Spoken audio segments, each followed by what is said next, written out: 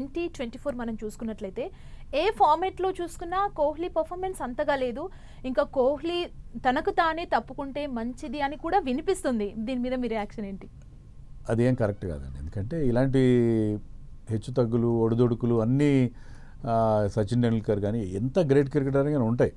దాని నుంచి బయటకు వస్తారు వాళ్ళు. కోహ్లీ కూడా వచ్చాడు. కోహ్లీ 2019 తర్వాత 2021, 22 వరుసగా ఒక 2-3 ఏళ్ళు అతను టోటల్గా పూర్ ఫామ్లో చూసాం మనం. మళ్ళీ బ్రహ్మాండంగా రికవర్ అయ్యాడు. సో కోహ్లీ విషయంలో మనం అలా ఒకసారి కన్క్లూషన్ రావడం కరెక్ట్. ఈజ్ వెరీ ఫిట్నెస్ విషయంలో ఆయన ఇబ్బంది లేదు. ఈజ్ వెరీ ఫిట్ అండ్ చిన్న చిన్న ఇబ్బందులు ఉన్నాయి. వాటిని అన్నింటినీ కూడా ఖచ్చితంగా అది గ్రేట్ ప్లేయర్స్ అంతే, వాళ్ళకి కొన్ని ఇబ్బందులు ఎదురవుతాయి. వాటి నుంచి ఎలా బయటపడాలో కూడా వాళ్ళకే తెలుస్తాయి. సో ఐ థింక్ కోహ్లీ విషయం కానీ రోహిత్ విషయంలో కానీ మనం బెంగపడాల్సిన అవసరం లేదు. They are still good. ఇంకొన్ని మ్యాచ్ల పాటు కొన్ని సంవత్సరాలని మనం చెప్పలేం. డెఫినెట్గా వాళ్ళిద్దరూ మళ్ళీ రికవర్ అయ్యే అవకాశం. అంటే కోహ్లీ అభిమానుల్లో కావచ్చు, మిగతా వాళ్ళలో కావచ్చు, అసలు కోహ్లీకి ఎందుకు ఇంత డౌన్ఫాల్ వస్తుంది, ఎందుకు ఇంత కోహ్లీ రోజుకి పతనం అవుతున్నాడు అనే టాక్స్ కూడా వినిపిస్తున్నాయి కదా, ఏం చెప్తారు? ఇలా అట్లేం లేదు. మొన్న ఆస్ట్రేలియాలో ఒక సెంచరీ చేశాడు. ఈ మధ్య ఏంటంటే స్పిన్ ఆడడానికి కొద్దిగా ఇబ్బంది పడుతుంది. కొన్ని టెక్నికల్గా కొన్ని అడ్జస్ట్మెంట్లు కూడా చేసుకుంటున్నాడు. అంటే ఎక్కడ మిస్ అవుతున్నాడు అనుకోవచ్చు కోహ్లీ? అదే ఇప్పుడు out side the off stump weakness మనకు కనిపిస్తుంది టెస్ట్ మ్యాచ్లో. ఆ వీక్నెస్ మనకి వన్ డేస్లో ఎదురయ్యే అవకాశం లేదు. ఎందుకంటే వన్ డేస్లో స్టంప్ లైన్ ఎక్కువ వేస్తారు బౌలింగ్. సో వన్ డేస్లో అలాంటి బాధ ఉండదు. స్పిన్ ఆడడంలో వన్ డేలో ఏమైనా ఇబ్బంది పడతాడా? ఒకవేళ స్పిన్ ఆడడంలో వన్ డేలో కూడా అతను కనుక సెటిల్ అయితే ఐ థింక్ కోహ్లీ కూడా ఎదురు చూస్తారు. ఇలాంటి టైంలో ఛాలెంజ్ స్వీకరిస్తారు. సో అందరూ తన ఫినిష్ అయిపోయాడు అనుకున్నప్పుడు ఆ కసి వాళ్ళని that brings the best out of them. So I think let us wait and see. And Rohit Sharma నిన్న సెంచరీ దాటేశాడు నిన్నటి మ్యాచ్లో. అండ్ ఛాంపియన్స్ ట్రోఫీలో కూడా మనం రోహిత్ శర్మ నుంచి ఇది ఎక్స్పెక్ట్ చేయొచ్చా? డెఫినెట్గా రోహిత్ శర్మ ఎప్పుడైతే ఫామ్లోకి వచ్చాడో అతను అంత బాగా ఆడిన తర్వాత మళ్ళీ వెనక్కి తిరిగి చూసుకునే అవకాశం లేదు.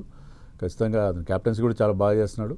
సో రోహిత్ శర్మ అండ్ విరాట్ కోహ్లీ వీళ్ళిద్దరు కనుక ఫామ్లో వస్తే యంగ్స్టర్స్ అందరూ బాగా ఆడుతున్నారు. మన టీంలో శ్రేయస్ అయ్యర్ కానీ, శుభ్మన్ గిల్, కేఎల్ రాహుల్, హార్దిక్ పాండ్యా, ఈ తర్వాత Axar Patel is performing exceptional well. So అతను ఒక ప్రాపర్ బ్యాట్స్మెన్ లాగా ఆడుతున్నాడు. నెంబర్ 5లో వచ్చి అతను టీంకి చాలా ఇంపార్టెంట్ ఇన్నింగ్స్ T20 వరల్డ్ కప్లో కూడా ఆడాడు. సో ఇంత మంచి యంగ్స్టర్స్ ఉన్నప్పుడు ఈ సీనియర్స్ ఇద్దరు కనుక ఫామ్లోకి వచ్చేస్తే ఛాంపియన్స్ ట్రోఫీలో మనం ఖచ్చితంగా మన ఛాన్సెస్ చాలా ఇంప్రూవ్ అవుతాయి. అంటే గిల్ ఆట తీరు గురించి మీరు ఏం చెప్తారు? గిల్ కూడా టెస్ట్లో అంత బాగా ఆడకపోవడం చూసాం, కానీ ఇప్పుడున్న వన్డే సిరీస్లో అద్భుతంగా అతను పర్ఫామ్ చేశాడు. సో గిల్కున్న ఒక గొప్ప లక్షణం ఏంటంటే అతను 20s 30s క్రాస్ అయ్యాడంటే మీకు he will make it count. అతను పెద్ద సెంచరీ ఏం చేస్తాడు, 80, 70. సో గిల్ ఒక ఎండ్లో ఉండి ఒక లాంగ్ ఇన్నింగ్స్ ఆడతాడు. చాలా మంచి టెంపర్మెంట్ ఉంది, అంత యంగ్స్టర్కి మంచి టెంపర్మెంట్ ఉంది. ఓ లాంగ్ ఇన్నింగ్స్ ఆడతాడు కాబట్టి అతను ఒక సైడ్ ఉంటే మిగతా వాళ్ళు కాస్త అగ్రెసివ్గా ఆడి పెద్ద స్కోర్ చేసే అవకాశం ఉంటుంది. సో ఒక యాంకర్ రోల్ ప్లే చేయడంలో గిల్ అంటే విరాట్ కోహ్లీకి భవిష్యత్తులో అతను వారసుడుగా అయ్యే అవకాశం మనకు అనిపిస్తుంది. సో శుభ్మన్ గిల్కి ఉన్న గ్రేట్ క్వాలిటీ ఏంటంటే ఈ ఆల్వేస్ ప్లేస్ లాంగ్ ఇన్నింగ్స్. టెస్ట్లో కానీ ఏ ఫార్మాట్లో అయినా పెద్ద ఇన్నింగ్స్ ఆడతాడు.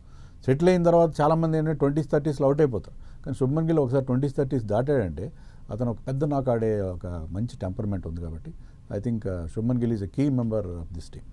అంటే ఎనీ మ్యాచ్ కొంతమంది ప్లేయర్స్ మీద కొన్ని ఎక్స్పెక్టేషన్స్ ఉంటాయి.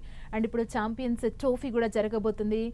ఎవరు ఎక్కువగా ఆడతారు ఈ టీంకి అనే ఎక్స్పెక్టేషన్స్ కూడా అభిమానుల్లో ఉంటాయి, ప్రతి ఒక్కరిలో ఉంటాయి. ఈ ట్రోఫీలో మన టీం నుంచి ది బెస్ట్ అంటే మీరు ఏం చెప్తారు? బాగా ఆడగలుగుతారు అలా చెప్పడం చాలా కష్టం అండి. అది చాలా కష్టం. కానీ అన్నట్టుగా శుభ్మన్ గిల్ లాంటి వాళ్ళు ఈసారి చాలా కీలకం అవుతారు. శ్రేయస్ అయ్యర్ కూడా చాలా మంచి ఫామ్లో కనిపిస్తున్నాడు.